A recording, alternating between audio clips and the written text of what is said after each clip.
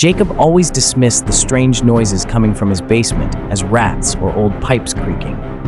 Tonight, however, the sounds were different, louder, more deliberate. He grabbed a flashlight and reluctantly made his way down the creaky wooden stairs. The air grew colder with each step, carrying a faint, nauseating odor of decay. The beam of his flashlight wavered over old, dusty furniture and forgotten holiday decorations, finally settling on a large, peculiar shadow in the corner. His pulse quickened as he inched closer. The shadow moved. A pair of gleaming eyes stared back at him, reflecting the flashlight's beam. "Who's there?" Jacob's voice barely broke a whisper.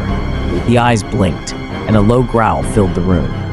The creature emerged from the darkness, a twisted, grotesque figure with elongated limbs and a mouthful of sharp, glistening teeth. Jacob's breath caught in his throat as he stumbled backward. He turned to run, but the creature pounced, knocking him to the ground.